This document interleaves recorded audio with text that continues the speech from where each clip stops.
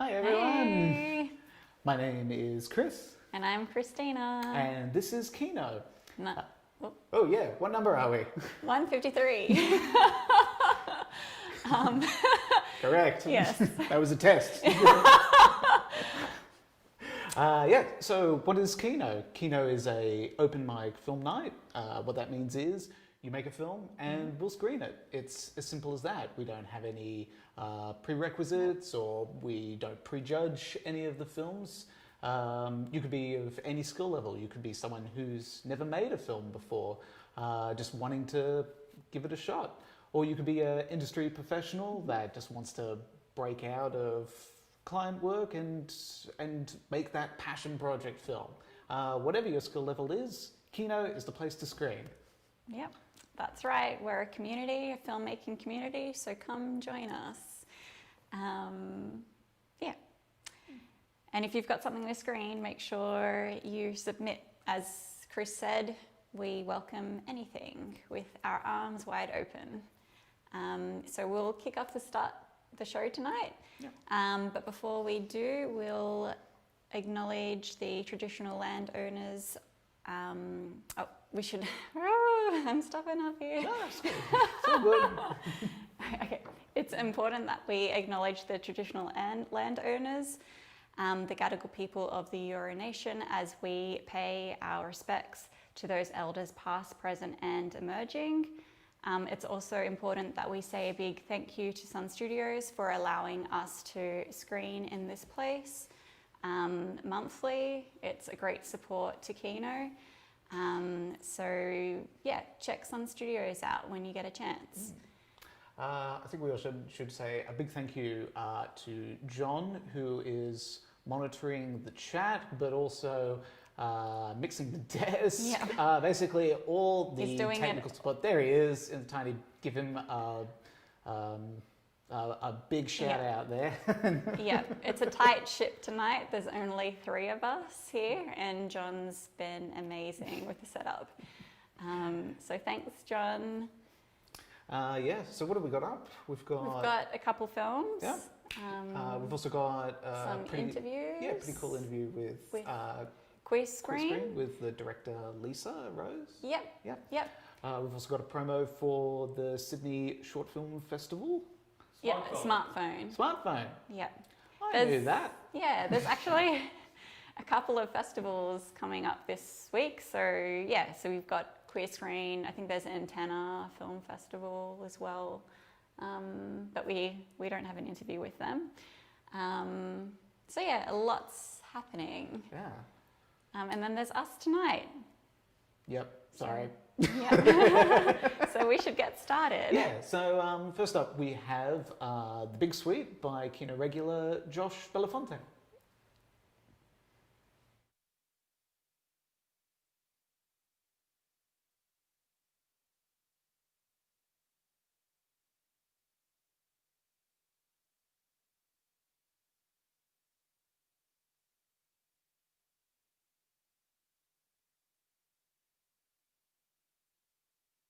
The following snacks have been approved for appropriate candy bars of the Academy of Motion Pictures. A journey that takes you from the supermarché of Switzerland to the candy bar of this very cinema. I'm not going to sugarcoat the facts. With the sweetest kind of intrigue. Well, you may be going through a sour patch, but you're gonna be okay, Gumbo. A story so suspenseful, you'll see the Kit Kat meow. Meow, meow. A story of love in the most unlikely of places. Take this as a sign of my commitment. Oh, Minty, this meant so much to me. Minty, sweetie, I'm nuts for you, alright? Ooh, Snickerstud. I just need to freshen up first. Ooh. Snickerstud, I found you. Make my starburst for you. Heart-pumping film nougat. Well, looks like we got ourselves a smarty here, boss. We've got to get a confection out of him, or we're gonna be gumballs in a 10-year-old's recess. Is there something you want to tell me? Oh, jeez. I'm gonna melt under the pressure. From le producer of the Malteser Falcon. You're not gonna go around the room straightening things and poking the fire again, are you? And le director of Pulp Kitchen. I can put some orange pulp in that juice. Le Big Sweet, starring Marshmallow Bogan as Philip Marshmallow and Chocolate Ball as Chocolate Ball. Coming to a gumball machine in a cinema lobby near you.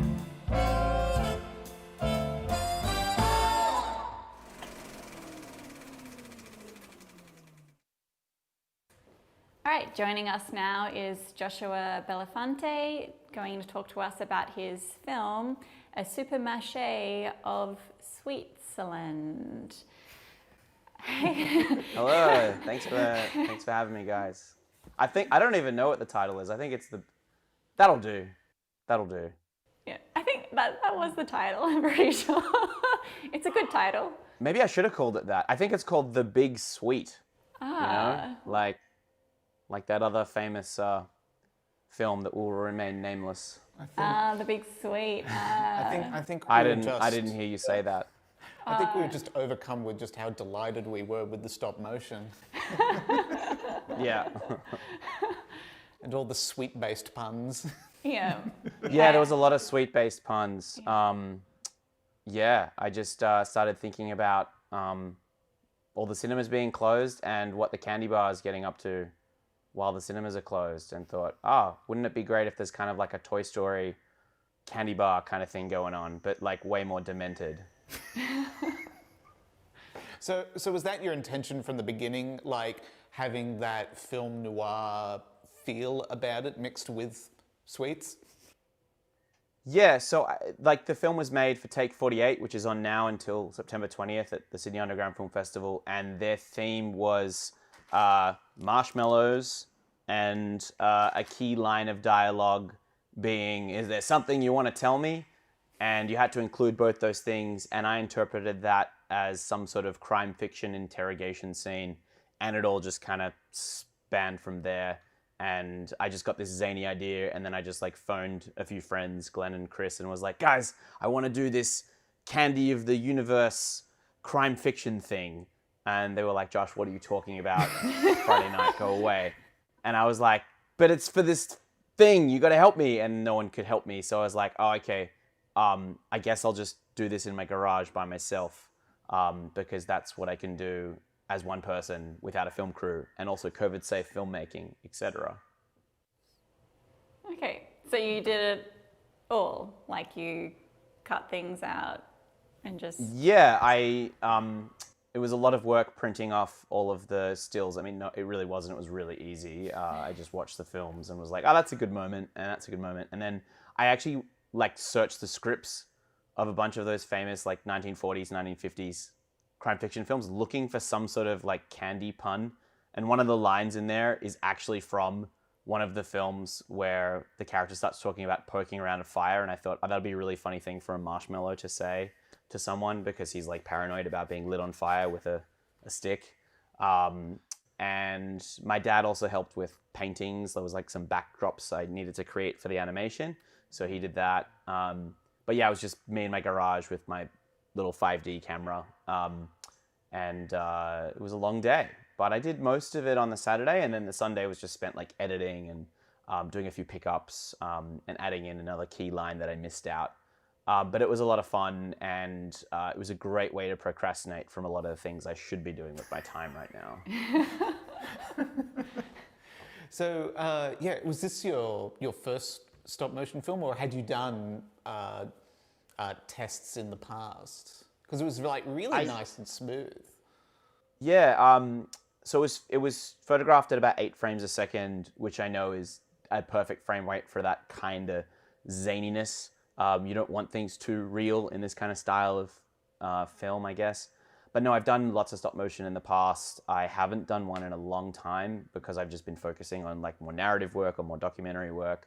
But maybe like 10 years ago, I started off on my kind of stop motion journey, and I made puppets from scratch and did all kinds of things inspired by a lot of the Czech filmmakers like Jan Svankmajer and Jiří Bara and Jiří Trinka. They were all Yuji Tsuki. They were all kind of my heroes when I was growing up. So like stop motion was always like a really important thing to me. And lately I've just been thinking, why haven't I been doing more of that stuff?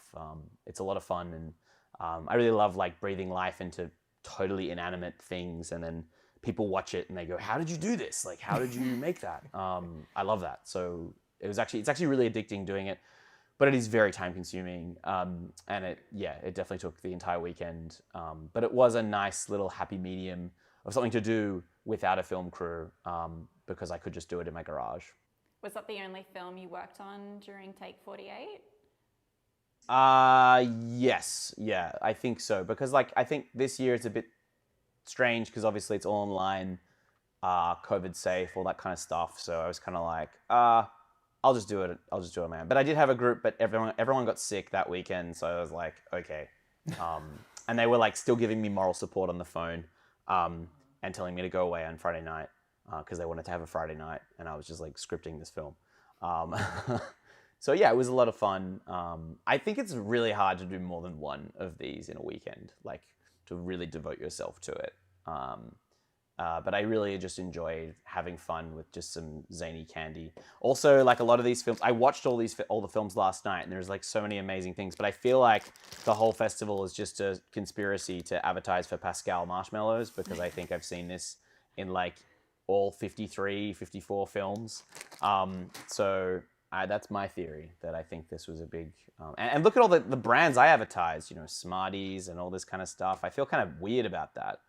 But I wasn't focusing on that. I wasn't focusing on like the brands. I was just focusing on the fact that, these are all snacks you can get at the candy bar, and what mischief are they getting up to now that no one's in the cinema? Probably they're just melting on the shelf. Well, I mean... But I think this is more fun. Is it really advertising and more sort of parody in this kind of context? Yeah, I kind of took a leaf from like Marcel Duchamp's book, you know, putting the mustache on the Mona Lisa, and just like, it's parody the second you put a mustache on something. So yeah. So I just see it as parody. I guess the real question is, did you want sweets afterwards? No. Because if you did, then maybe Then it leads to advertising. Yeah, maybe then it's mean, legally brainwashing then, yeah. Yeah. Well, yeah, Yeah, as we long are as you're not talking putting about anything subliminal in there. Yeah, we are talking about it, so I guess it is a form of brainwashing, and maybe we are all gonna... And the thing is, the most expensive thing about the production of this film was literally buying the candy, and then I invited friends over that night to celebrate, and we literally ate all of the stars. And then I realized the next day that I still needed one of the candy bars. So I had to like work around that and buy another candy bar. And then last night at the screening, I bought the same candy bars, and then we ate them all again. And so I feel like I'm the loser in this situation. Anyway, that's my own bag, and it's my own burden to carry, burden to bear. You carry it well. Thank you. Sorry. I don't know, This illustration of this horrific scenario where at the end of a project we eat all of our guest stars. Yeah, I mean, what other film can you say that at the end of the project we just ate all of the movie stars? They were certainly delicious. I didn't eat the Smarties because they were all melted, you know, from all the pressure, etc. Look at me, guys. I'm being so cool, referencing my own movie. Look at that. Wow. I'm a cool guy, everybody. Yeah. Cool. Yeah, I think that's my line of questioning. How about you? Yeah. I don't know. I just thought it was really impressive. Yeah. And just loved the film noir take on you know, and it added to that sense of I miss being in a cinema and the snacks and just yeah. I have a question for you guys. What did you think of the throwaway random Tarantino reference in there? Because I felt like I was also being referential, and so I was just going to do something for another audience that would kind of get that. I don't know.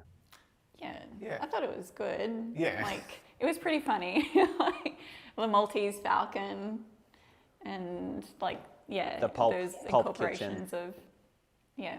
I want to do a whole video about Pulp Kitchen and maybe just a whole bunch of juices being made in Pulp Kitchen. It's just like John Travolta and Sam Jackson's like kitchen. I think that'll be like a great little video. Just be immensely self-indulgent as you possibly can.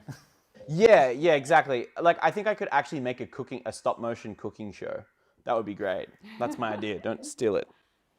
Yeah, and on your point of like using the 8 frame per second limitation, it does kind of add to a kind of almost Terry Gilliam, Dada-esque kind of playfulness to the whole thing. Yeah, I think that playfulness, there's kind of a few practical things with it. It's like the less frames you do, the easier it is to animate. And then, you know, the more frames, obviously, the smoother it is, but the longer it takes to actually animate and put together. And obviously having 48 hours, you don't really have time to stress over those things. But also, the more frames you have, the less funny it is as well, because everyone can kind of go, oh, this is obviously like, you know, this isn't real, what I'm watching right now. So, yeah. And also I think with the limited frame rate, that means you have to choose the gestures that you choose your characters to be in to make them as exaggerated and extravagant as you have to get the message across. Yeah, but I think the only gestures I really used in this film were mustaches twirling and cutting people's heads And in mouths half. flapping.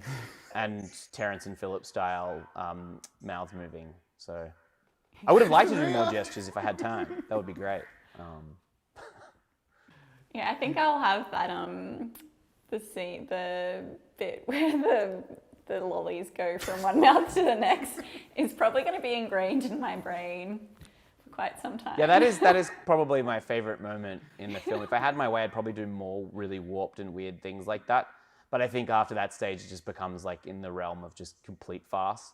And I wanted to just I wanted that to be like the one weird thing in the film, and then the rest of it could be kind of innocent.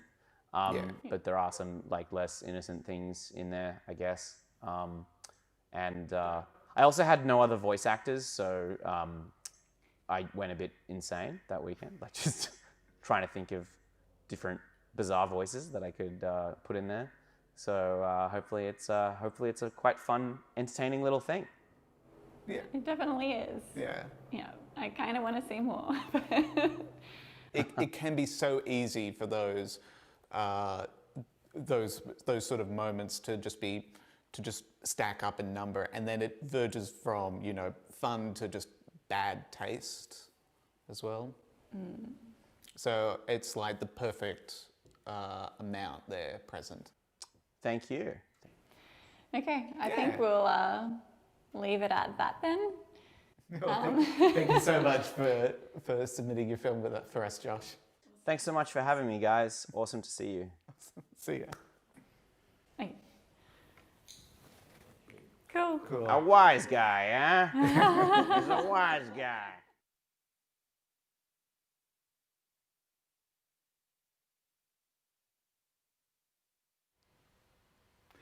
A big thank you to Josh there for submitting his fantastic film with Yes. us. He's in the chat, so if you're there, give him a hi or say how much you enjoyed his work, because we certainly enjoy his work. Yeah, he's been submitting almost like every month. Yeah, like a pretty prolific rate. Yeah. He's setting himself a record, I'm sure. Yeah. Since you're in the chat, we do have some trivia. So now's your time to win. Win big. Win big, yes. So what do we got? We have a few screenplays up for grabs. So there is Leaving Las Vegas by Mike Figs. For you motor enthusiasts, we have David Cronenberg's Crash. Yep. We have, this isn't a screenplay, but it is a collection of essays called Cities in Transition. There's some pretty cool essay titles. One that I really like is called A Modern Life in High Treason, visual and narrative analysis of a near future cinematic city. Sounds riveting. Yeah, like I mean, so Yeah, a it's lot pretty- of the essays are. Yeah, it talks about, discusses films like The Matrix, Sans Soleil, Metropolis. Oh, so how cities are. Yeah, just like I films. guess, Yeah, like the front represented. cover. You have Lost in Translation, so Tokyo. How that's kind of portrayed in cinema. Yeah, I think it just, and then that futuristicness of Yeah. like Metropolis and And how that. The Matrix as well. Yeah, How yeah. they're represented How within film. cities play a part in developing a story. Yeah, cool, So cool. I feel like it's a really cool book. I'm Yeah. really jealous of whoever wins this. When you're done, I'd like to borrow it. But And the last one, screenplay, is for Jane Campion's The Piano.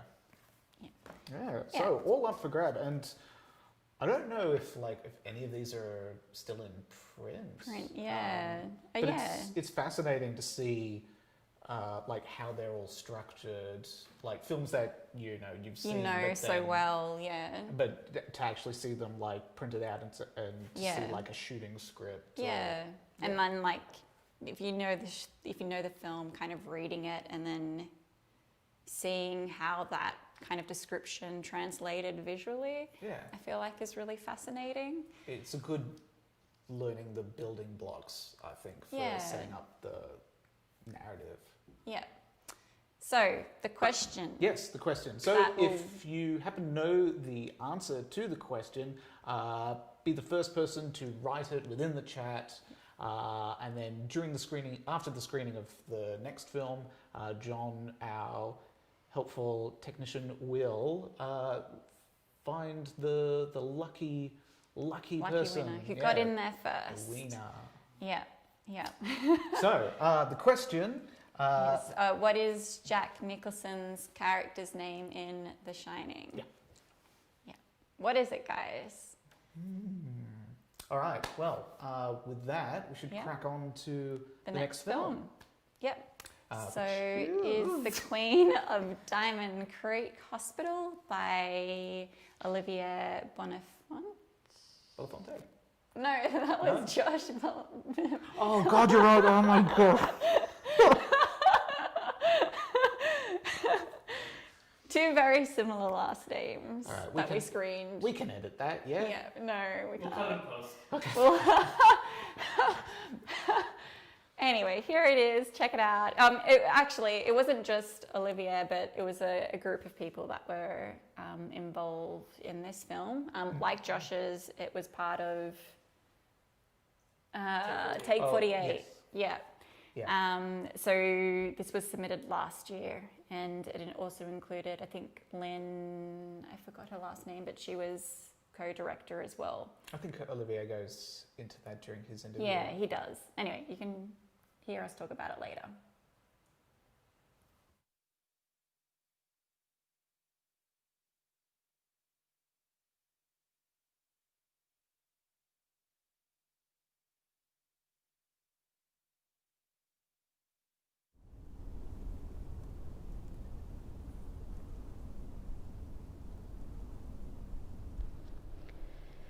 It's amazing that I'm still here. Year after year. They've said I'll be gone, but I'm still here. I'm a goddamn miracle. It's no fucking miracle. It's a prison here. These walls are all we know. All we'll ever fucking know. It fucking sucks. It's miserable. And everyone else here is just crazy as. And we're not.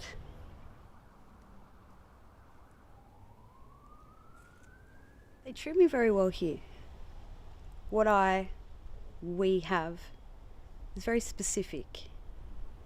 And I appreciate all the care that's given to me. Just being out here in the courtyard, it feels really special today. It brings up a couple of good memories. Good memories. Let me laugh. You mean like when we were young and I tried to climb the tower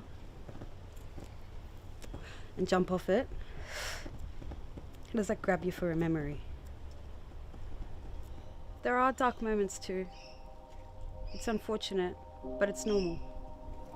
It's just hard to coexist sometimes. But the garden, for example, I feel at peace when I'm there. I think she does too.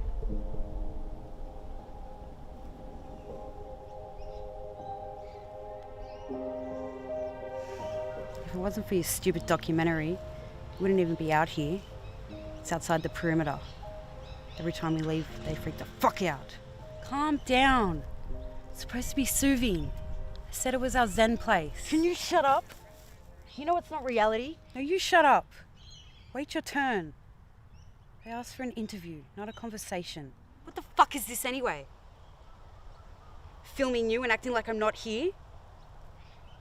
What? It's too gross for your audience? It's too freaky? Why can't you just film us both? That's it. Start over again, you fucks. The sun's going down. There's no way that'll fit.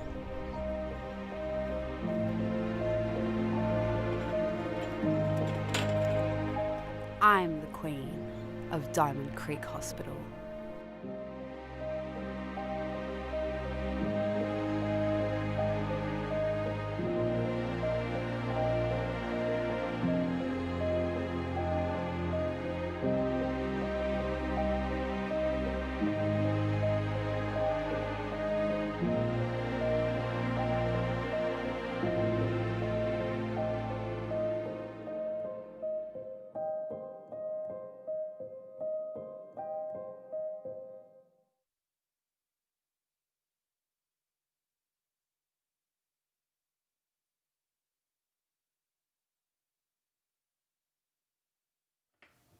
And that was Queen of Diamond Creek Hospital, and we have the filmmaker Olivia here with us. Hi, Olivia. How are you guys? Good, how are you? Yeah, great. It's lockdown here, but the rest of the team, they're Sydney based, so they are free to roam around.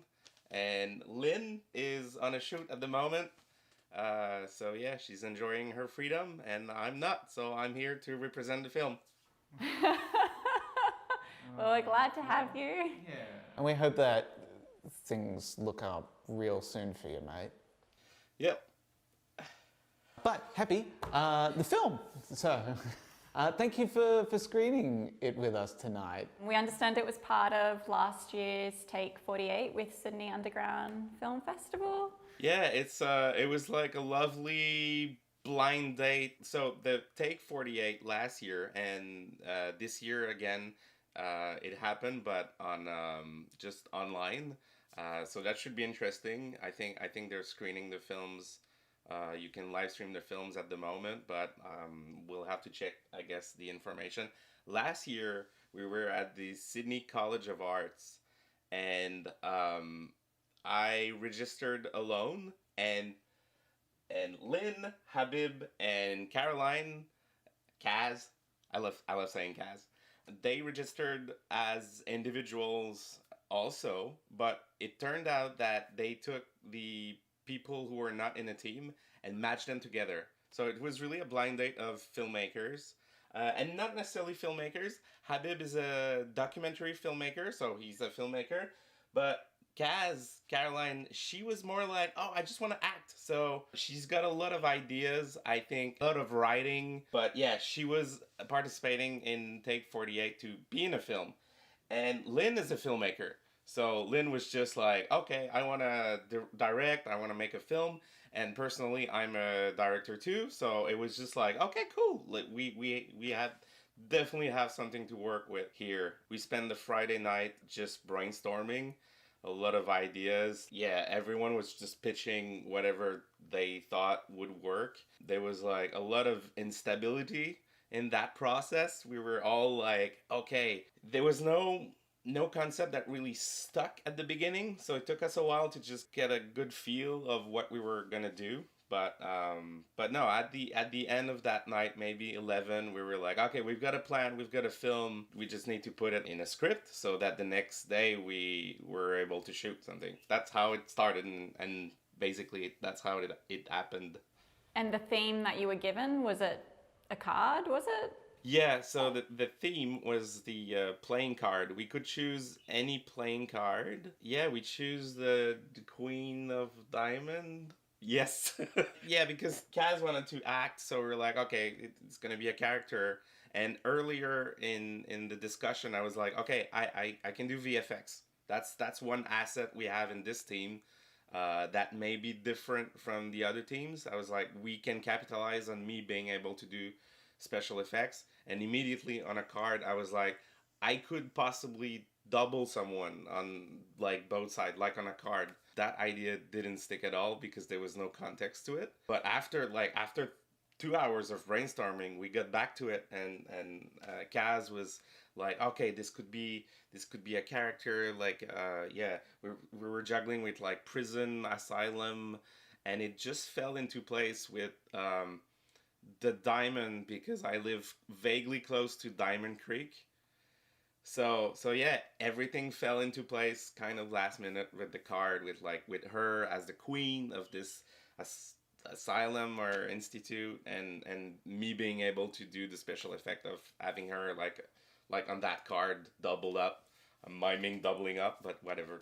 Yeah, for a 48-hour film challenge, it's quite an impressive film that you've created together. And yeah, your VFX is really impressive.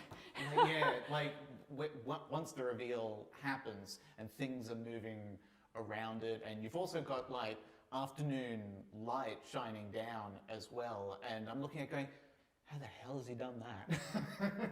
Yeah, there's a few tricks in there, but it's all, yeah. I mean, it was funny because what made it alive is Caroline just doing two different characters also. That made it for us. That was part of the challenge in acting, I reckon. The special effects were fairly easy. I should say what you saw was a final version. It's not really the version that was submitted in 48 hours, but they're so similar. It's like the difference is just color correction, and sound is better. It's longer. There's just like a few changes, but minor tweaks. It's not as if like you're completely redoing effects shots. It's like Kino camera films. I always want to revisit the short film, because it's like, yeah, you did something in a very short amount of time and then screened it, but you know there's something else. You can push it a bit further by just doing a few adjustments. So that's again what I did here. And I do the same for all my Kino camera films. So. And yeah, I think the sort of pacing you had at the beginning of it, the cutting between the two different personas, it does kind of lend to a kind of, oh yeah, it's a metaphor for like that constant battling within your own mind between your confidence and paranoia. Yeah, and then you got the bait and switch where it's like, nope, they're just conjoined there. It's like, oh, right, I did not see that coming. Yeah, obviously, the film is made in a way that you're just going to be like, oh, it's the Primal Fear Fight Club trick. It's like, oh, yeah, we see this coming. It's the same girl. She's got two personalities, blah, blah, blah. And then no, it's just a bit different. No, yeah, really a nice team effort, because like obviously we spent the weekend together, post-production and everything. It was just like, wow, we really happy that we made it as a team, and that we didn't know each other before, so it was lovely. Sounds like it was a fluke. Like, I mean, they really nailed the spirit of collaboration, I reckon. So that was good for me. What words of wisdom do you have for anyone sort of in a similar situation where you do have those sort of disparate personalities, new people? What would you suggest for like fostering that creativity that blooms? Yeah, and different people mean different styles. So it's just always it's just a charm to get new people to like, yeah, me learning about the techniques of Lynn, and just Habib telling me about his documentaries, and just Kaz being extremely motivated for being an actress. And I don't know about her availabilities, but I reckon she should be a good Kino Sydney friend, just for being able to just be willing to play in more films. I reckon we'll see. I don't know. She'll pop up in the chat, I hope. It would be great to have all of that crew on board in our future Kino 48-hour film challenges as well, and just continually submitting films and screening it. Seeing their work. Yeah. Because like based off of what we've seen there, it's a really tight team of creatives. Cool. Do you know if they took part in Take 48 this year, or? I don't think so. I think the online aspect, it's very courageous from the Take 48 to just do like we all have to do, just be online and switch our entire operation from live event to live streaming or whatever. But I don't think they participated this year. But Lynn is on a shoot today, so she's active, she's doing film stuff, definitely. It is a bit of a struggle just trying to, keep being motivated to be creative and make things when we're just trying to keep things going. And was saying we can imagine it's very rough down for you guys in Melbourne.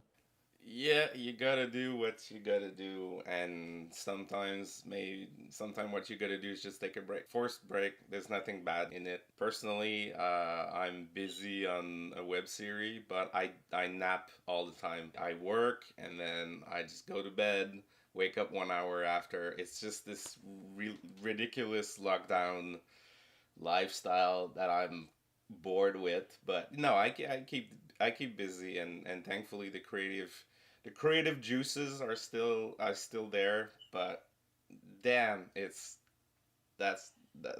hard. How's Filmonic been lately?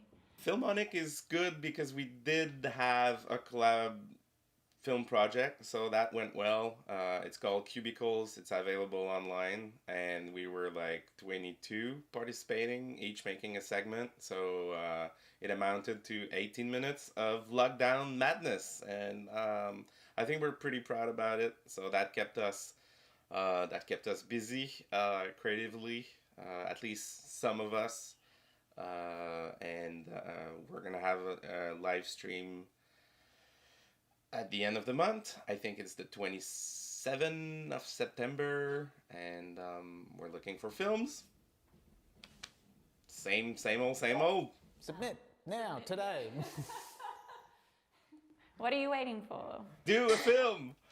Well, on that note. Well, good to hear that, you're still, powering through it no matter what, and hope to see more from you in the future. Yeah, hope to see you all pretty soon in a Kino Cabaret or anywhere, to be honest. Anyway. Thank you so much, Olivier. Bye-bye!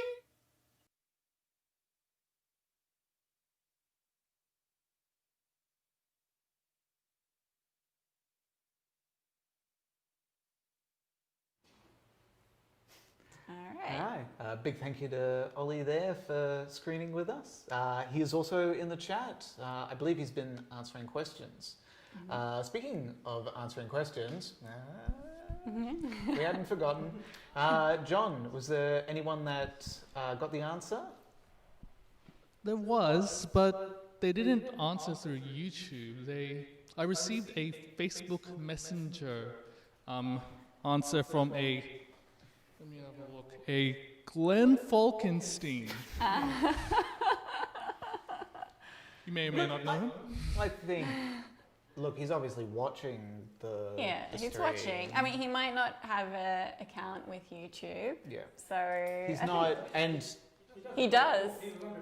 He does. Well, then that changes things. So basically, he's rebelling against the man by messaging me through Facebook.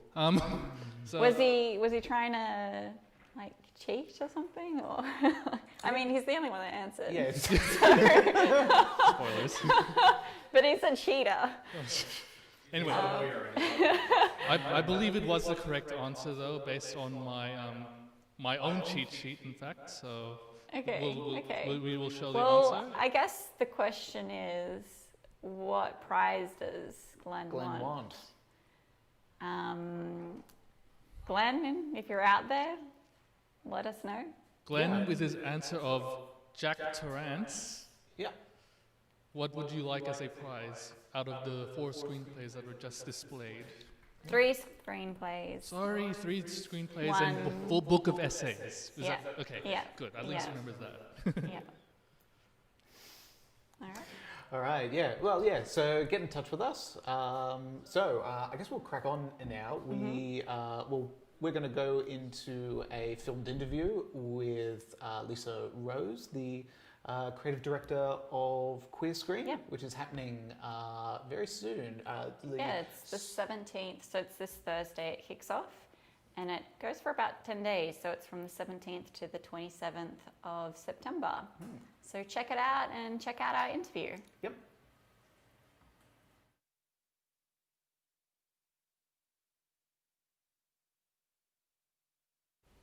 And joining us now is Lisa Rose, who is the creative director of Queer Screen. So I guess to start off with, could you tell us a little bit more about Queer Screen?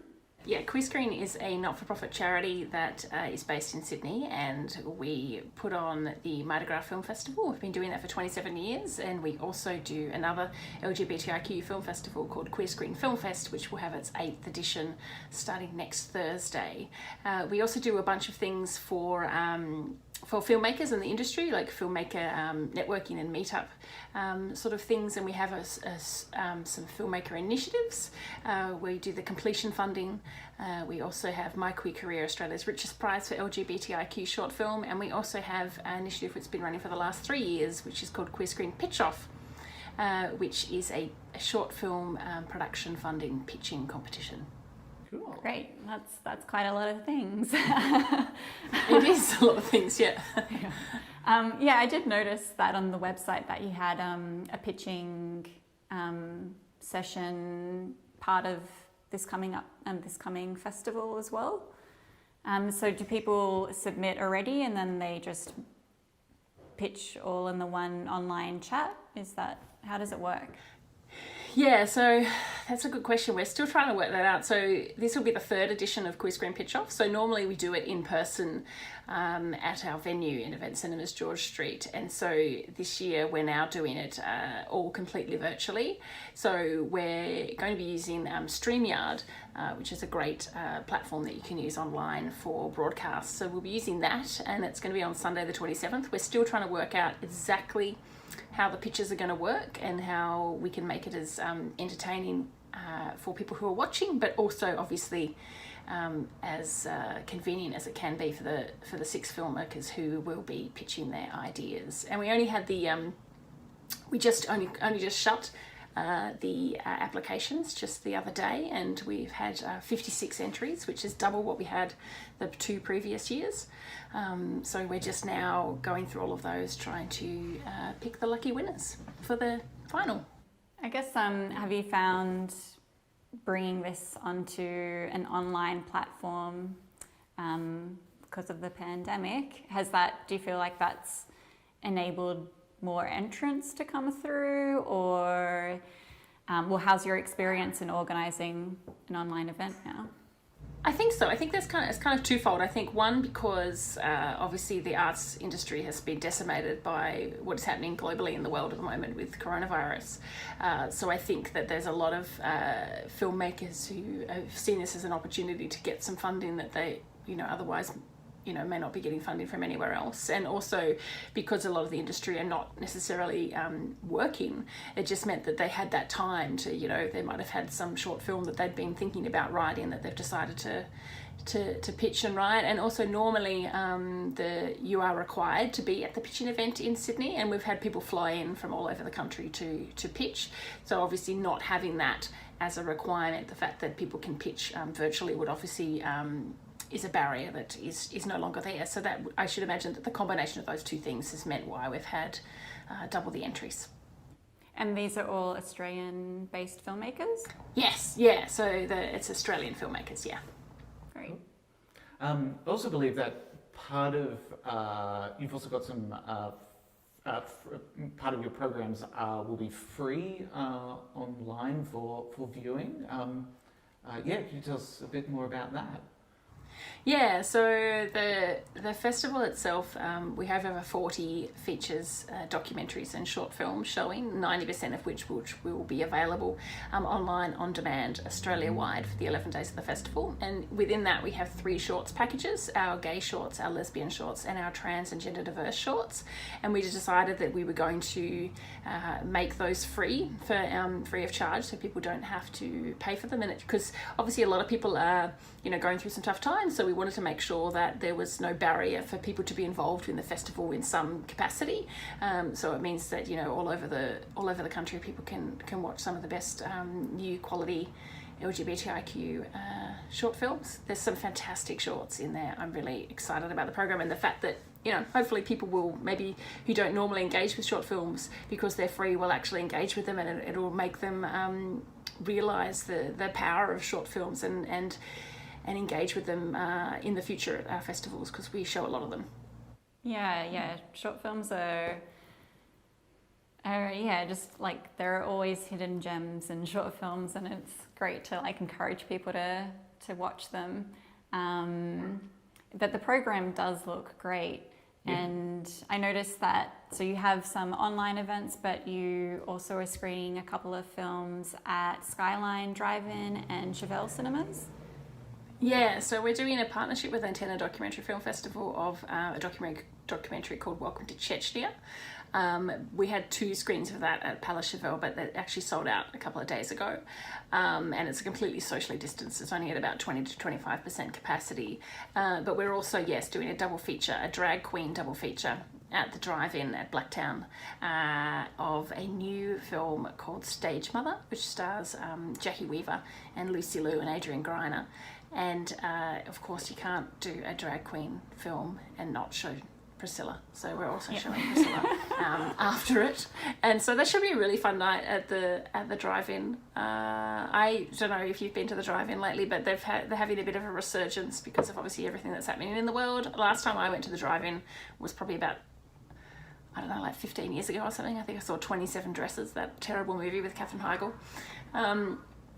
But yeah, it's just a thing, going to the drive-in, it's an event, it's very different. It's a very different cinematic experience from sitting in a cinema, and also obviously from watching, on your device at home or on your big TV or your laptop or wherever. So we're really excited about it.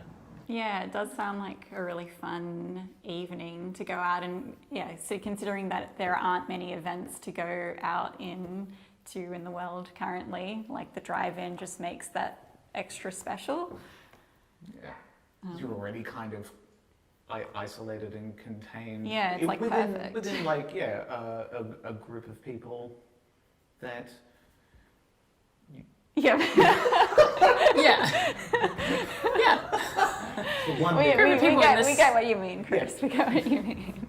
A group of people in the safety of their own cars. Yes. They can, sing along. And, drive-ins.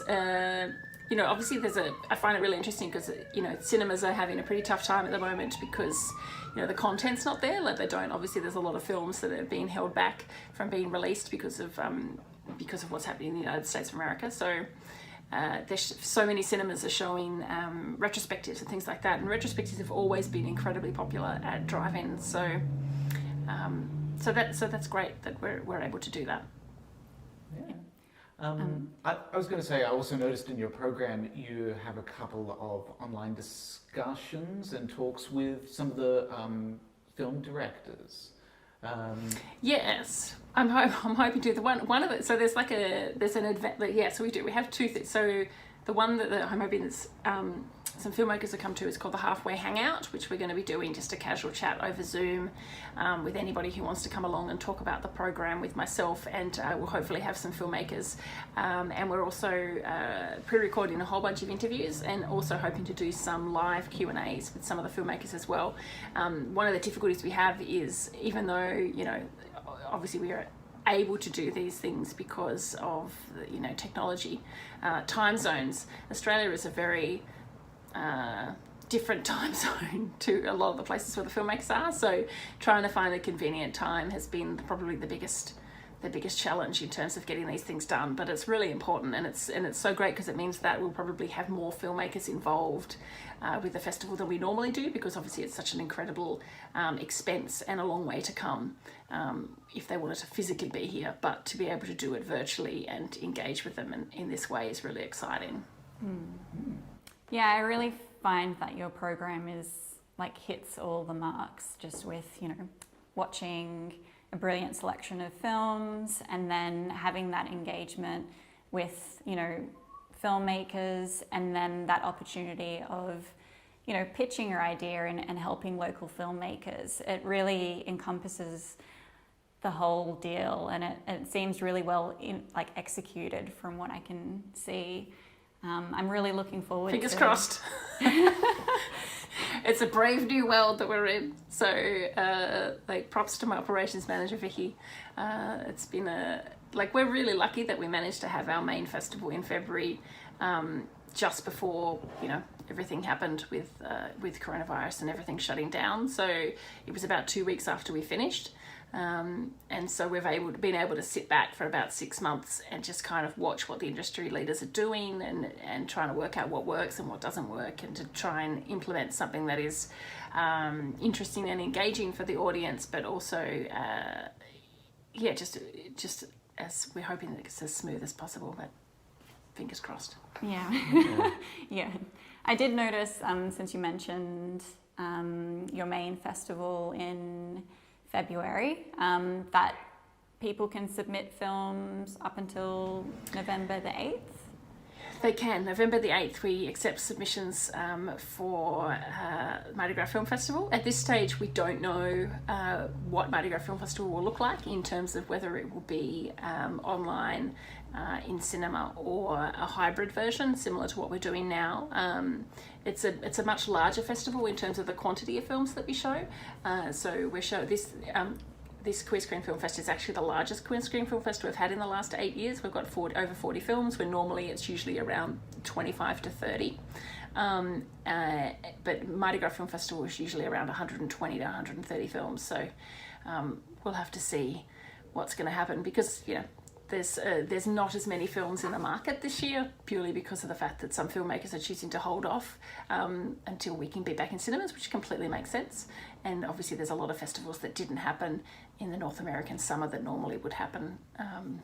So yeah, it's a really interesting time for the industry.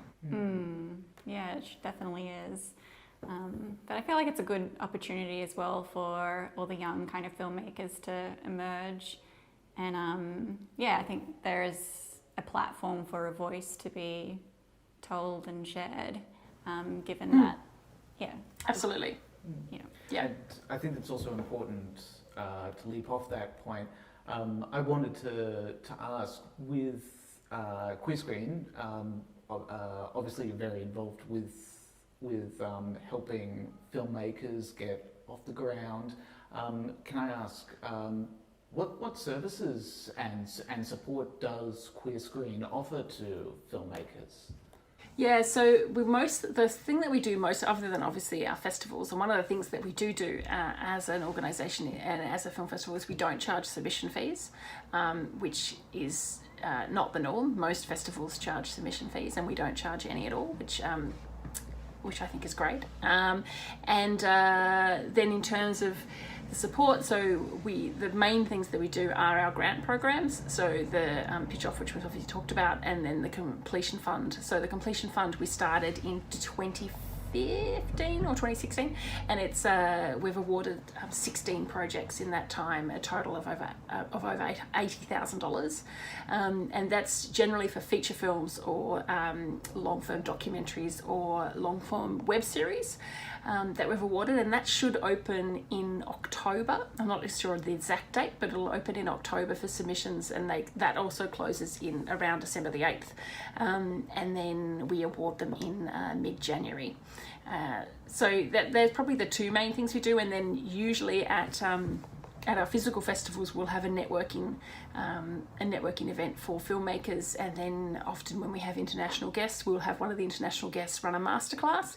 But we don't have that for this particular festival. If come Mardi Gras we're still in this kind of world where we're a bit virtual, we'll probably look at it doing a few more things like that when we have a bit more time, and we usually have a little bit more staffing at that time of the year. At the moment it's pretty much just me and the operations manager, and we have someone in partnerships. So it's a very small team, and we've just got hundreds of volunteers as well. Wow. Yeah, I didn't realise it was that tiny, but yeah, like for such a small team, it's just an amazing program and a group of services you provide. Is there what should I guess people do if they would like to volunteer or support? Who should they contact? Yeah, so you just need to go to queerscreen.org.au, so you can sign up to be a volunteer there. So we have heaps of opportunities for volunteers throughout the entire organisation. We have a volunteer board that does an incredible amount of work. We have a board associates program, we have a programming team, we have people doing a social media team, we have people doing stuff with governance, we have people doing stuff with grants. In marketing, like we have an endless amount of people volunteering and helping, and then obviously normally at the physical festival we obviously have people who are ushering and helping sell tickets and things like that, and this festival we're also going to be having volunteers who will be manning our tech help desk. So if that's of interest to you for volunteering, you get you obviously get to give back to the community, you get to meet great people and get some experience. We've had quite a few of our volunteers, particularly helping in the office, who've gone on to professional careers in the film festival land. I myself started as a volunteer with Queer Screen, so did my operations manager. So there is really great opportunities if film festivals is something that is of interest to you. I highly recommend volunteering. You get free tickets too, which is always a bonus. Well, I think we'll leave it there, but thank you for joining us. So my absolute pleasure. Just to remind our audiences, Queer Screen Film Fest starts on September 17th through to the 27th, and you can watch the online films, I guess, anytime throughout that period. Yeah. Perfect. All right, well, looking forward to sitting back and watching some films that you've how do I say it? Curated, yes. Yeah, that's the word, curated. Yeah. Yeah, it should be great. So I hope people really engage with the program. It's and our ticket prices are 40% cheaper than they normally are for a physical festival, and there's you can get an all-in pass for $99 or $85 if you're a member. So you can immerse yourself and escape to another place in the world. Yeah. I think everyone wants to do that. So yeah, totally. All right, thanks, Lisa. Thank you, Lisa. Thank you very much.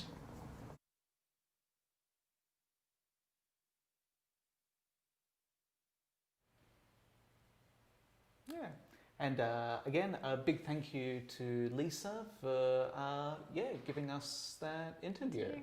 Yeah, you can check out Queer Screen online at queerscreen.org.au, and the dates of the festival are September 17th to the 27th. Yep, and I believe that should have the website should have like the whole program as well as access to get those films. Yeah. Yeah. Yeah. All right. Well, with that, let's crack on with another round of trivia. So, who was nominated for Best Original Screenplay in 1977 for Rocky? So again, if you know the answer, type it in the chat, and we shall move on next to our next film. Yep, which is Andy's Adventure by Suzanne and Mike.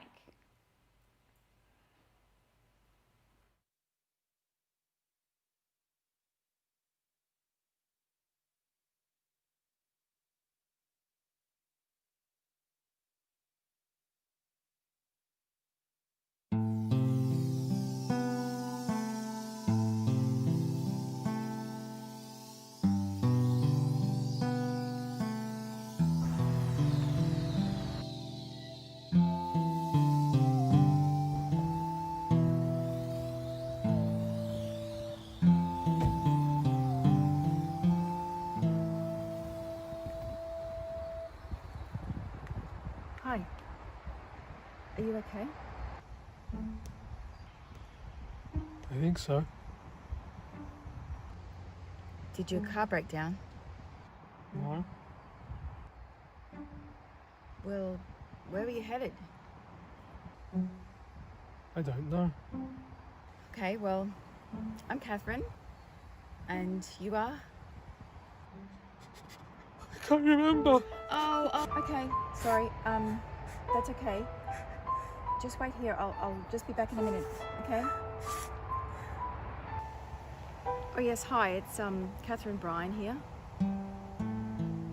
Yes, I was just coming into town on Cook Road. Yes, and I've come across a gentleman in a white car. He seems to be a little bit confused about who he is and where he was going. Yes, that's him.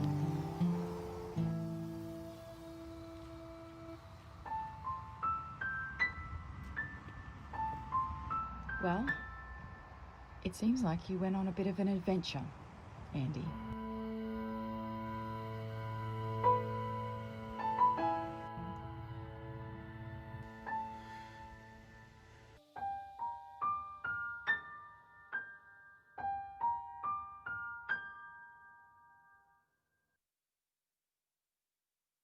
Hi, and we're here with Suzanne and Mike to talk about the film Andy's Adventure. Hi, guys. Hi, how you going? Yeah, good. How are you? Yeah, really good, thanks. Very well, thank you. So I believe you made this film as part of film championships. Is that right? Yes, Mike, it was his idea to do it this time. So I said, yep, register and we'll see what it is and see if we can do it. And so that's basically how it came about. Was that the first time you'd done film championships? No, it was the second time we've done one together. Yeah, it's our second one. I think it was June or July was the first one. It was May. Oh, it was May. May the 4th. Oh, wow. Oh, of course. May the 4th. May the 4th. When the theme was May the 4th. How could I forget? Yeah. So second one. How do you feel making a film within 48 hours? Is that a challenge or did you quite enjoy it? It's in the title. It's a 48-hour challenge. So yeah, it is a challenge, especially when we finish shooting and we're doing post-production. It's like, oh, we wish we could change this, we want to change that, but we don't have time. And I guess that's the challenge. And using what we've got is always the hard part. Yeah, so there were only the two of us both times. So we were crew and cast. So sometimes making sure that we're in the frame or it's focused properly is challenging. So lots of running back and forwards and reshooting. And so sometimes technically with the 48-hour film challenge films, they're not technically perfect, unfortunately, for that reason. But I think we're going to improve on that when we're able to get some more crew on board, hopefully next time. So was it just the two of you then? Yeah. Okay, well, you guys did great. But just two of you. How did you go about with the sound then? I guess because each shot was, you didn't have two of you in the same. Oh no, you did have two of you in the same shot. Yes. Yeah. Yeah. So it was shot on the one phone. We tried to do some POV to make that a bit easier in terms of some of the shots. And sound was, we played around with sound a little bit. Ideally, we should probably get a dead cat for when we're filming out in the forest, because it is a bit, there's a lot of sound, there's lots of white noise, but we do try to fix a lot of that in post with Audition. Sometimes that works and sometimes it doesn't, but and then just some very creative music scores and things to overlay to get rid of some of the obvious sounds like cars and things. And did you come to, like, did you create the story? Did you know the story before you accepted the challenge, or did you develop it during that weekend? No, we developed it. Yeah, we developed it. So we don't know the theme. We had to include a backpack, and we had a theme of adventure. Adventure. That's it. It was an adventure, and it seems to be our process is once we get the theme, we try and think what everyone else is going to do, and we try and do something totally different. We try and think outside the box of how everyone else will do it. But we had no sort of idea or sort of preconceived ideas before we got the theme. And Mike had a really good idea as well. I really liked, he came up with an idea within an hour or so of getting the information, and I really liked it, but it was just because we've only got 2 minutes, it just wasn't going to be achievable, and there were a lot of shots and it would have been quite difficult to achieve that with just the two of us. But it's actually sparked another story which we will film down the track, but it won't be for the 48-hour film challenge, but it's given us another idea, a really fun idea. So I think it was ambitious for 48 hours. Yeah. So just in terms of your practice as filmmakers, like how would you describe yourselves? Are you sort of amateur enthusiasts? Are you like are you in the industry at all? How would you describe yourselves? Well, I studied an advanced diploma of screen and media in 2016, and so it was really from that I started to want to make films, short films, and I've written a number of short films, and I've just completed a 110-page feature film script, and I also do a little bit of acting part-time, but as far as working in the industry, not quite yet. Ideally, I'd like to freelance, but I think it's just getting those experiences under your belt and putting stuff out there so people can see what you're capable of creating. Predominantly, I would say I'm more of an actor. I just got into filmmaking just to produce my own content, and actually studied. I'm trying to study all areas of filmmaking, cinematography, editing, and writing, just so I don't have to wait for the audition. I mean, especially today with all the restrictions that they're really encouraging make your own content. So as a filmmaker, I'm an amateur enthusiast, and not really working in the industry, not yet anyway. So I've done a few things where it's been unpaid, but I still consider myself to be a filmmaker. I've done a couple of commercial productions for people. I've done quite a few web pilot episodes for people, and I'm about to do a director short film for the Roadie Reel. So in that sense, I do sort of consider myself to be more than an amateur enthusiast, but obviously I'm not actually working in the industry. That's my ideal goal, ultimately, to be able to direct something, get some freelance work. So. Have you done any 48-hour filmmaking challenges before, or any other kinds of challenges like this? Yeah, well, we did the one, the May one with Film Championships, which was the theme. May the 4th be with you was the line. What was the theme? May the 4th. Oh, May the 4th. Yeah. And the line was May the 4th be with you. And once again, we thought, well, it's obviously Star Wars related. Everybody's probably going to go with that theme. Let's try and think of something that's a little bit different and maybe change the inflection on the line so it becomes a question more so than a statement, but keeping some of the feel of Star Wars with the hoods and that kind of thing. So having the master and the student. Yeah, so that was called The Fourth Element. That was the first one that we made for the 48-hour film championship. Well, I don't know. I think. Oh, and we should probably mention that one was officially selected in the Quarantine International Film Festival. It was. So we had to re-edit it to follow their theme, which was listen to many, from Shakespeare's Listen to Many, speak to a few. And I think that's right. Yes, listen to many, speak to a few, and then we were officially selected as the top 40. I think the only Australian film selected from around the world. So that was fun. That's fantastic. That's really cool. I might just ask, do you have any like pearls of wisdom to impart on filmmakers out there who maybe looking for some inspiration or who are just starting out? I'd say just to steal from Nike, just do it. Because, I mean, obviously that's just the key. Is you just got to get out there and just start making your own content, and don't worry too much about what it is to start off with. Just come up with an idea and just run with it. Try and find some like-minded creatives, and just have a go. So, don't die wondering is what I say. I've always grown up hearing quality over quantity, but just last week actually I've changed my mind. I've learned quantity leads to quality. So which what Suzanne's saying, just keep doing.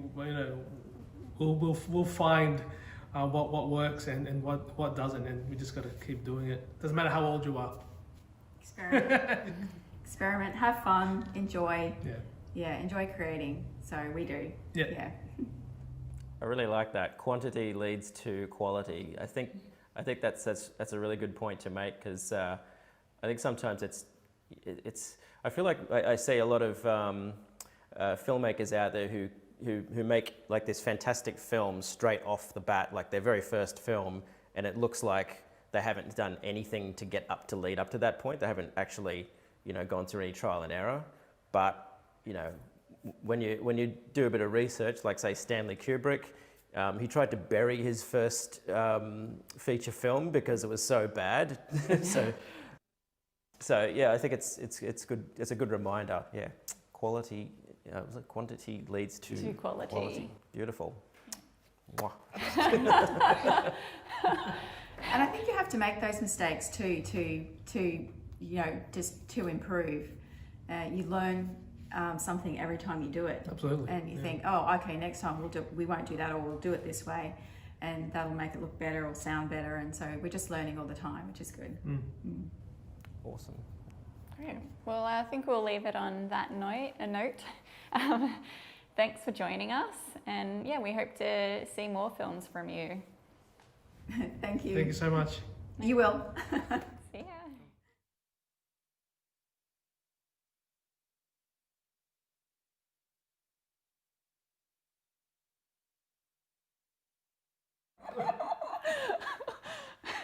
Sorry.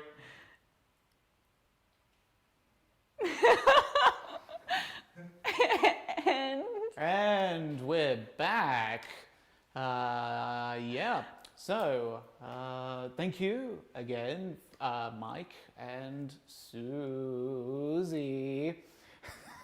Again, thank you. So, John, did we have anyone answer in the chat for the trivia? Yeah, we did actually. It was one of the filmmakers from tonight, Joshua Belinfonte, who answered with Sylvester Stallone as the winner for Best Original Screenplay. Is that correct, Chris? Yeah, I guess. Okay, cool. Awesome. Okay, so yeah. Well, Josh, make sure you write what prize you want, because one's already taken. And that was, just to answer that update, Glenn asked for the essays, The cities in transition? Yes, Cities in Transition, the book, the essay book. Yeah. So there's 3 screenplays left that you can choose from, which were The Piano, Crash. And Las Vegas something. I forgot what the Las Vegas one was. Living in Las Vegas. Yeah. Yes, so those 3 are still up for grabs, and there's more trivia still to come. Thank you very much, everyone. Great. Excellent. You know what? I've been doing a lot of talking, so why don't you take over? Thanks, Chris. All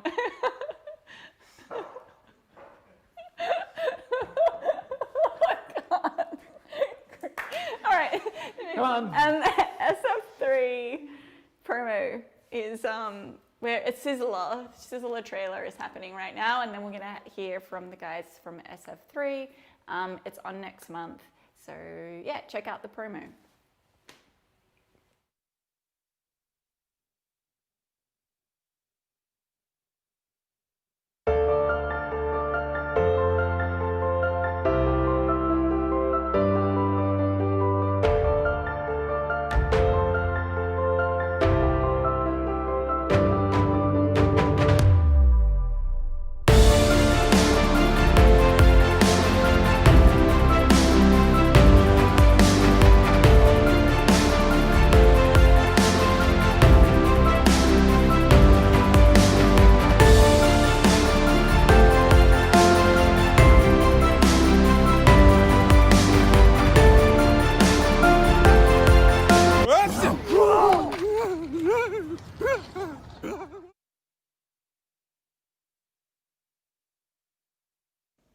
Hi everyone, we hope you enjoyed the SF3 2020 Sizzle Reel. We're so excited to bring you the most number of films we ever have at SF3 this year, over 70 smartphone films. Now they will be screened in cinema at Event Cinemas George Street in Sydney on Saturday the 10th of October, which we're super excited about, and they will also all be screened online. We would absolutely love to see you in cinema if you can make it on October 10, but seats are really limited because of seating capacity. It's really small. So tickets are selling really fast. There's not many left. If you do want to come to the screening, make sure you get in quick. If you want to socially distance and you don't want to be among crowds, then there will be an opportunity to watch every single film of the festival online this year. So www.sf3.com.au. That's where you can go to buy your tickets for the in-cinema screening, and also all the details for the online on-demand screenings as well. We've got festival passes, we've got individual tickets for the sessions, we've got pay what you can afford for the online options, and there are more films than ever online. We're only screening a select number in cinema, but online there's over 40 ISO category films. The SF3 ISO category is something that we released this year just to acknowledge the challenging and significant times that everybody's living in at the moment. And there's some incredible stories that have come out of those, just short little 3-minute films that people have shot within their local lockdown laws. Over 40 ISO films that you can catch online. In Sydney, the screening will only feature the Sydney ISO films, and those coupled with the feature film as well. But online we're also screening about 8 feature films. So heaps to see online. If you want to learn more about smartphone filmmaking and how amazing smartphone films can look, then the best place is to head to our online season passes. We're doing a chat with our SF3 ambassadors as well, which you'll be able to catch online. Kriv Stenders, of course, Red Dog director fame, actress Nicole Da Silva, our actor Christopher Stollery, and our beautiful actress as well, Kerry Armstrong. We'll be having a chat with them on Friday, October 9 to kick off the festival. That will be available online through Zoom and on our website and through the festival platform as well.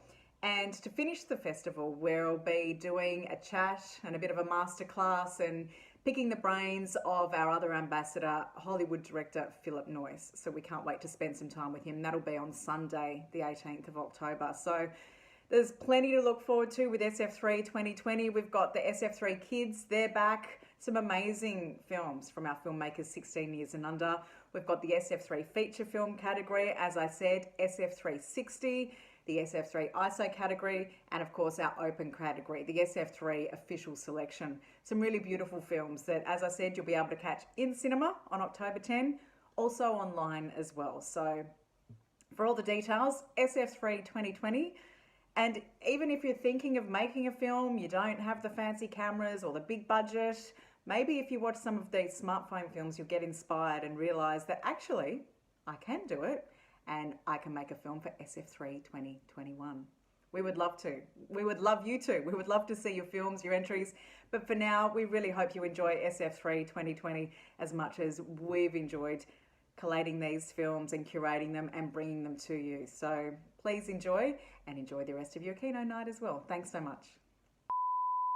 There is one thing I forgot to mention, which was very remiss of me, and that is Just One Numpty is also a part of SF3 2020 this year, and it features the amazing filmmaking and cinematography from Kino's very own Brian Fisher. So make sure you don't miss it, whether it's in cinema or online. Just One Numpty, featuring the work of the wonderful Brian Fisher. Make sure you don't miss it. It's in the official selection this year, SF3 Gala official selection. So make sure you catch it and see some of Brian's amazing work.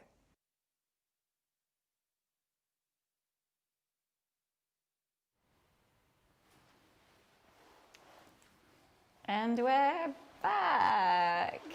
That was SF3. Yeah, check them out. It's in October next month. Now, that was a smooth transition, I think. You guys didn't notice a thing, I don't think. It was pretty good. Notice what? You know, the little skit that we did. You're crazy. Oh, okay. Maybe so. All right. But crazy, thinking of crazy, have we have some trivia? You're crazy if you can't answer this question, that's for sure. Which is, what is the film that Francis Coppola based the film off the Joseph Conrad book, Heart of Darkness? Yeah. What is the film that was based off Heart of Darkness by Joseph Conrad? If you can answer that, there's 2 prizes left that haven't been taken, which is the piano and Leaving Las Vegas. Las Vegas. Screenplay. Both screenplays. Yeah, both screenplays. Yep. Now we're going to check out Nick Payne's film, which is 4 Lives, the musical producer.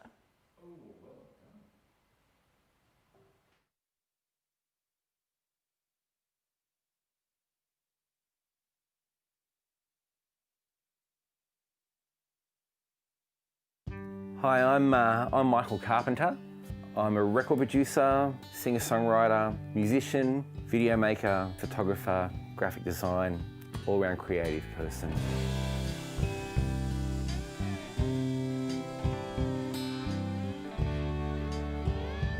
Undeniably, if you look at my life, music is a currency of it. So when people come in here asking me to write a chapter in their version of their book, it's not something I take lightly, and I don't kind of skate over the top of it. You know, it's an important responsibility, and I love it. What a thing! People walk into this room and they give me money to help write a chapter in their story. It's powerful, man. I think I saw it coming. I think I got it not a long way, but probably a week before we went into isolation. I think it was when I started to see people on their balconies in Italy and they weren't leaving their homes. I actually started to panic. When they closed the borders or stopped interstate travel, the very next project I had the following week was an interstate project. And it was $7,000 and it went straight away. And then another project, $2.5 grand straight away. And I went, okay, so that's in a day, I've lost $10,000 worth of work. I started to work out how long I had. So we talked about it here amongst my community here at the studio, that we needed to get some sort of assistance. And if we didn't get assistance, and it was very, very clear that if we didn't get assistance, we had about 3 weeks. The thing that has been most confusing is the fucking roller coaster of the personal. My life is hectic, and I love it. And you know, it's often talked about that I operate in 2 modes, which is high performance engine and coma. There is a certain energy that I thrive on when I've got too many things going on. But I'm always wanting a day off. I don't have a day off. I don't have that happen in my life where I can go, I'm going to have a day off. You can't do it. The guilt of having a day off overwhelms you by lunchtime, and you've got to get up and do something because you're self-employed. You've got to generate something. So even on the days when you haven't got much on, you're trying to get next month's work happening. It's constant. So when you sit there and go, I'm being enforced to have time off, you sit there and go, thank God. Yeah. And you feel this great sense of relief that you get to just breathe. Except I'm used to being an overwound engine and I'm struggling. And then what happens is the further we go into this, you start to get another level of panic of what happens if it ends and I haven't sorted all this out. And I stress again, I think I'm actually coping all right, but I'm not really coping very well at all. You know, when we come out of this at the end at some point, and what would a great Michael Carpenter life look like? It's funny because it's only through talking about this tonight that I'm getting a sense of how to answer that question. Through all the time leading up to the pandemic and during the pandemic, I've been thinking about what it's like to be in it and being aware of the fact that there will be an end to it at some point. And knowing that I needed to make some choices. I hadn't thought about what they were, but it wasn't until tonight. The worst version of me is the one who wakes up and knows he's not going to make the rent tomorrow. It is the absolute worst version of me. I hate that guy because that guy is a pain in the ass to everybody who's around him, and he takes it out on the people around him, and he takes it out especially on the people who love him the most. I'd be happy if my future did not involve that guy.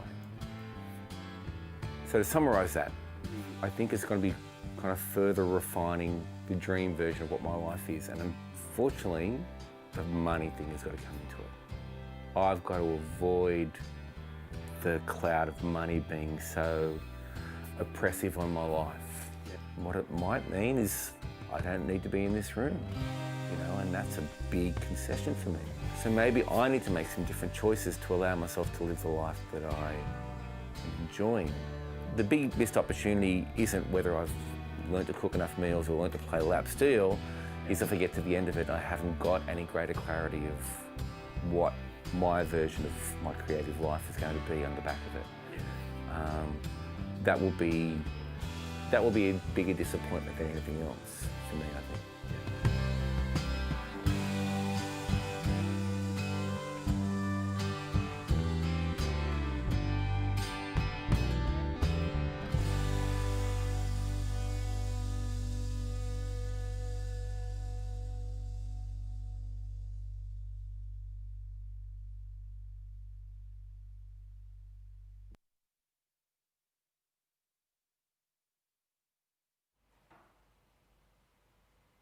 Cool. And a big thank you again to Nick for screening for that. For screening that, yeah. That's part of, Nick has been making a series, well, he was making a series during the lockdown called Lockdown Live, so this was one of them. You can check out more of his films on YouTube and Facebook. Just head to Lockdown Lives. Yeah, it was sort of doing like a series of films exploring, I guess, how creatives are sort of having to adapt and some of the trials involved with the lockdown, particularly musicians, especially seeing as all the venues have closed. So suddenly they've got no way to showcase their work, to get paid, and that's I guess how they've struggled with that, how they've had to work around that. Fascinating series, definitely worth checking out. Yeah. What's happening in the chat? Have we got an answer? What was the film that was based off the book Heart of Darkness? The name of that film was, I hope it's right, Apocalypse Now? Yeah. Okay, and who got that? Who was the answer? T-Mock 1977 on YouTube.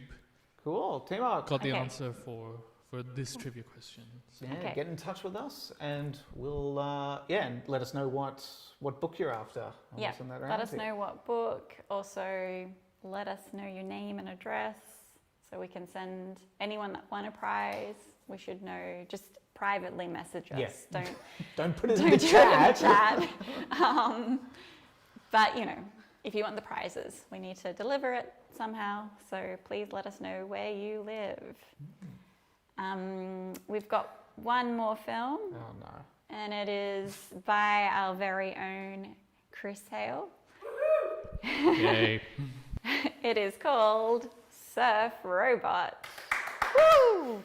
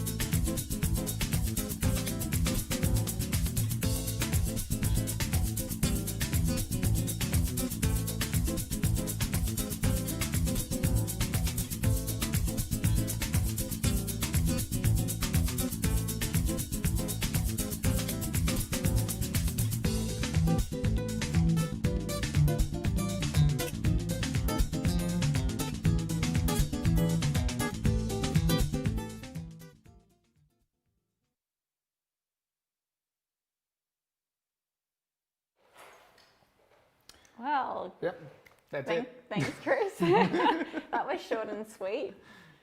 How long did that actually take to make?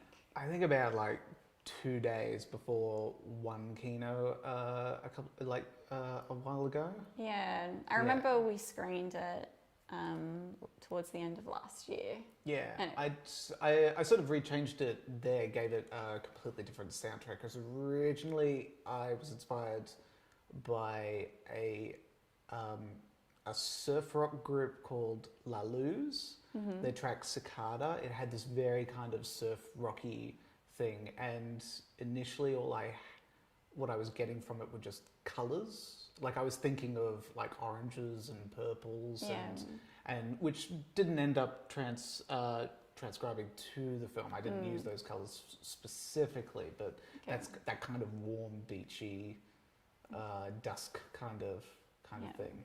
And where did the robot fit into that? The robot element. No, I actually can't remember why I thought of a robot. Because they're not the most water savvy of. Yeah, they're not waterproof. No, well, not I would usually. assume. Yeah, but this one is. Yeah. This one. I think the aim was just to animate something fun for myself. Yeah.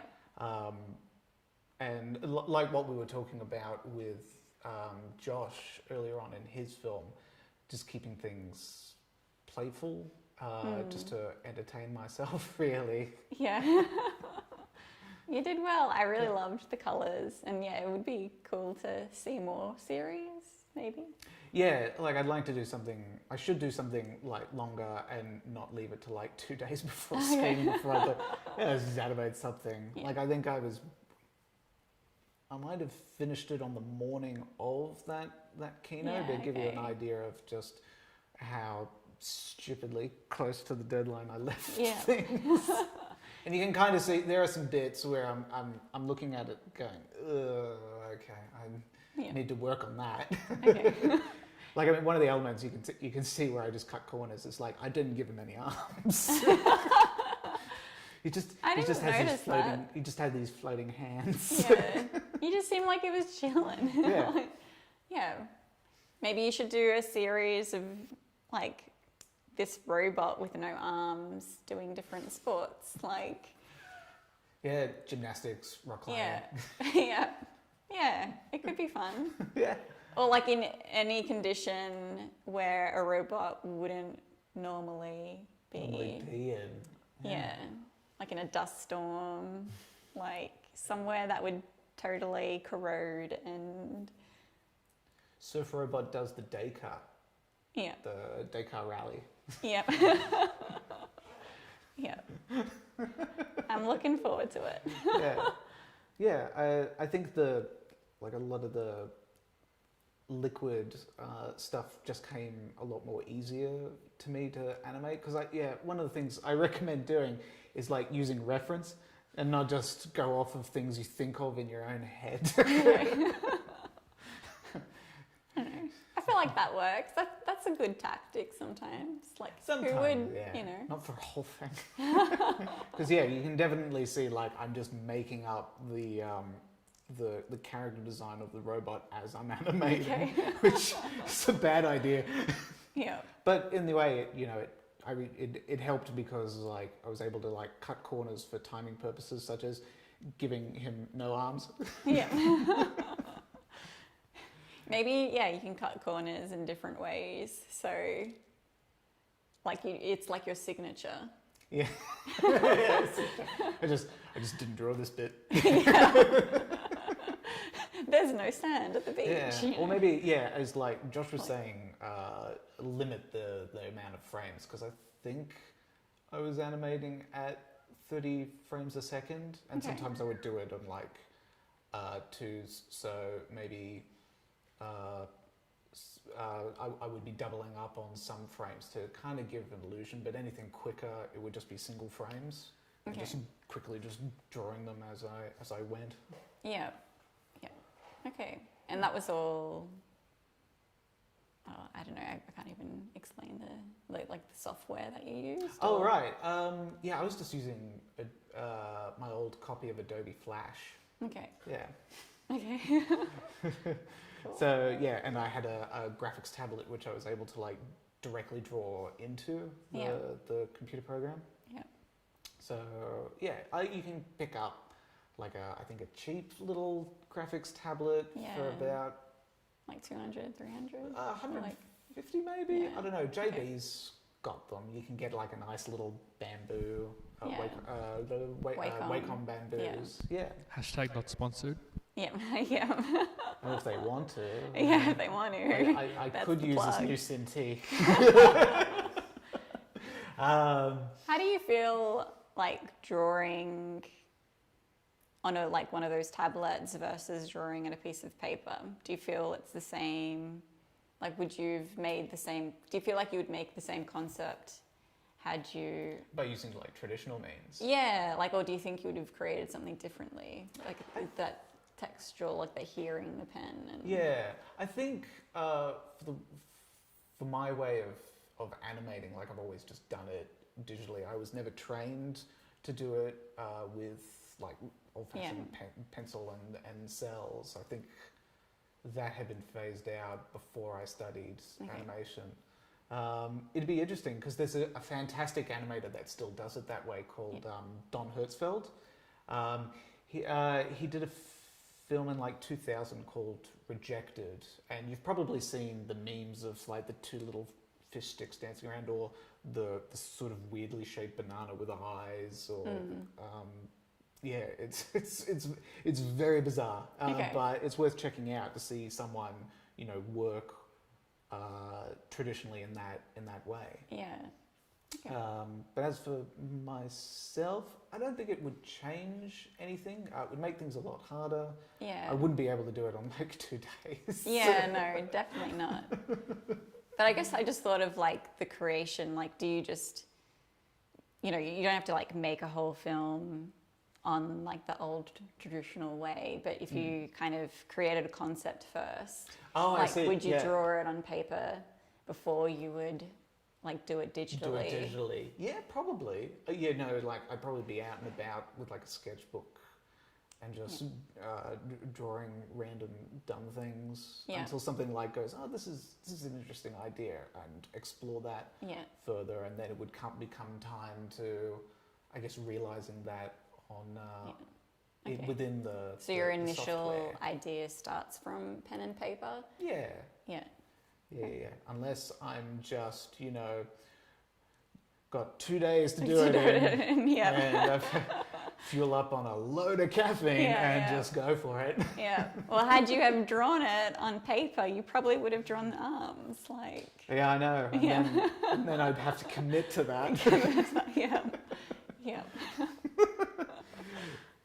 All right. Yeah.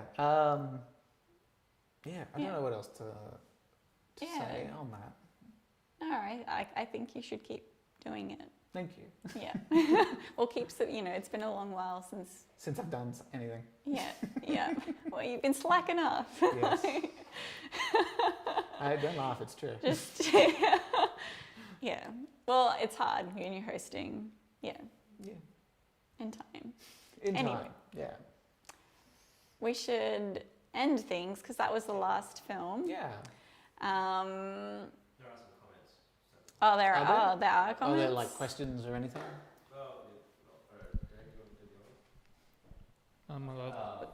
We're waiting. Chris, you should make sequels with robots riding snowboards. Snowboarding robots. Yeah. Mm. On the Arctic Like an tundra. army of robots snowboarding. I wonder, or like the Dakar idea, but in the Arctic tundra. Although it's all flat. That's useless. Oh, but we'll workshop things. Yeah. Yeah. Andrew Cullimore says, cool animation. Olivia says, awesome, well done, beautiful. That's what Iffy and Glenn are saying in the house. Olivia also said, not waterproof, but at least water can glide between the head and the body. He also made a good point saying, less joints means less rust. And as Dave over here suggested, robots on snowboards, and Olivia concurred with that. Josh said he loves Don, the filmmaker. Oh, right, yes. Yeah.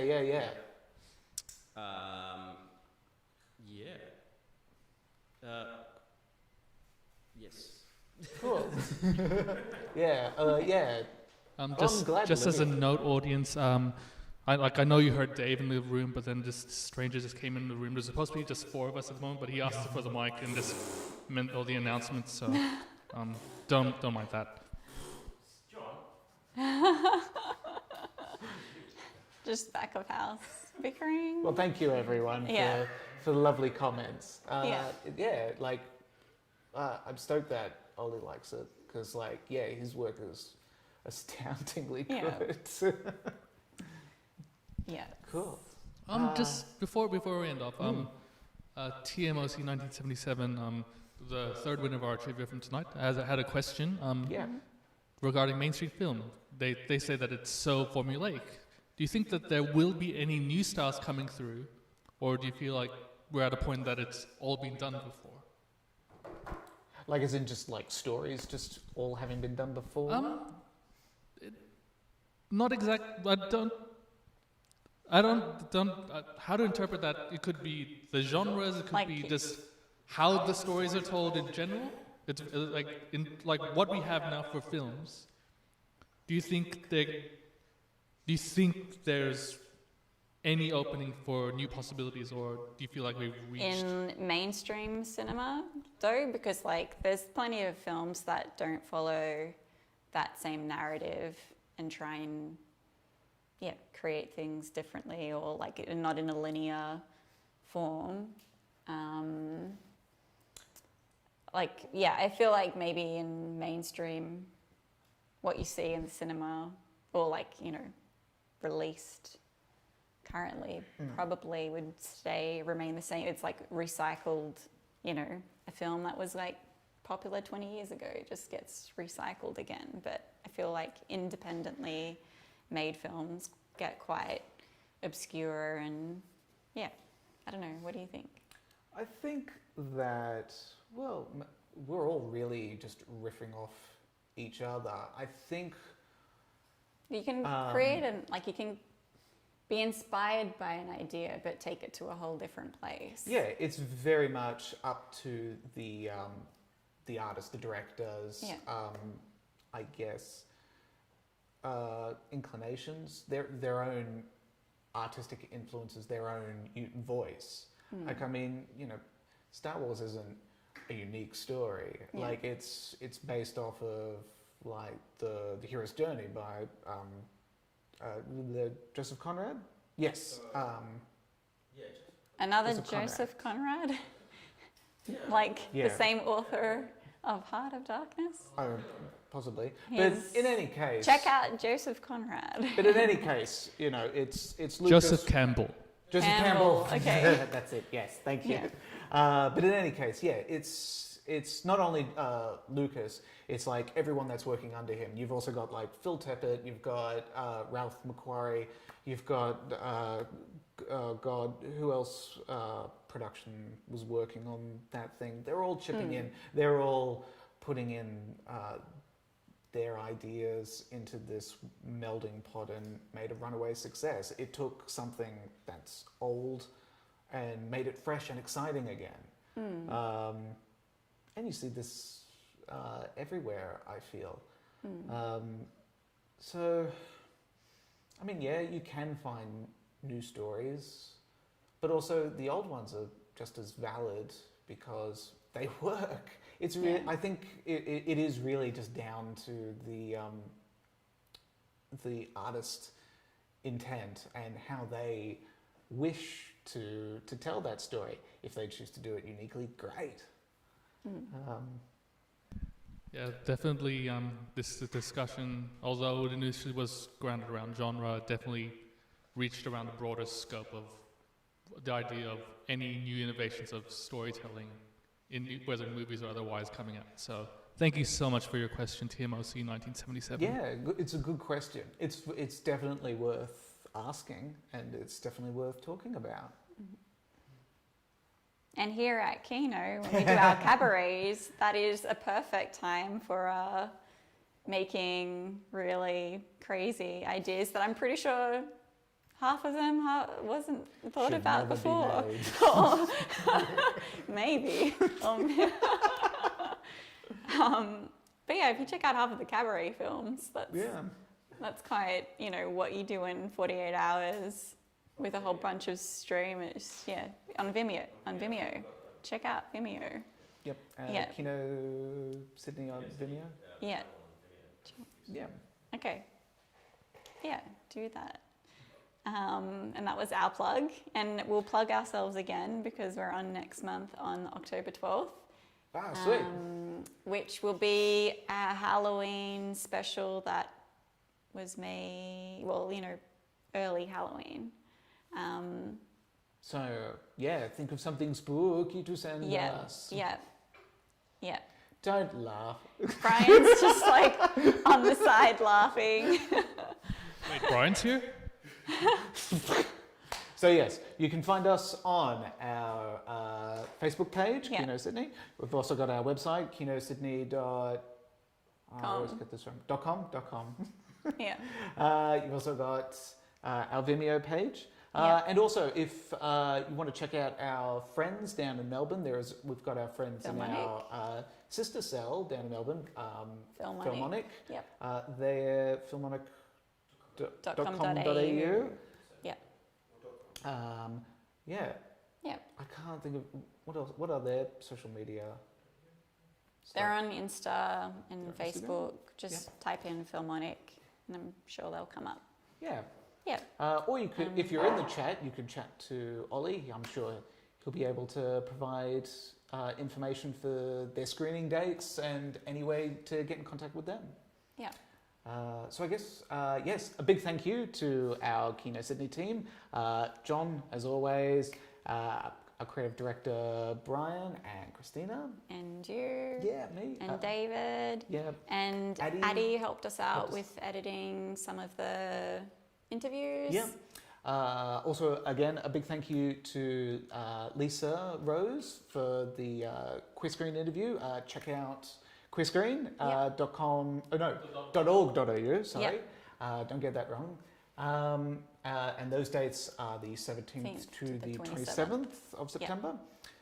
We've also got the SF3. Again, big thank you to Ali for that. What's their website again? SF3? smartphone, SF3. AU, sf3.com.au. Yep. sf3.com.au. Yep. Yep. They're coming up. Yep. Be sure to check them out. Yep. And thanks to Sun Studios for the space as well. A big thank you to all of our filmmakers submitting tonight. Yep. And a big thank you to all of you watching us tonight. Thank you for coming out and thanks for watching chatting on the chat room as Yeah. well. Making it, it would be nice to. Making fun.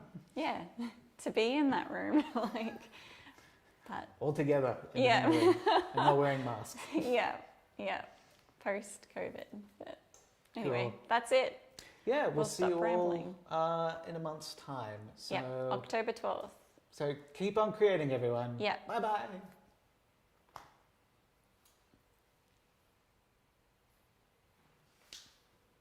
You cut to the thing, right? What?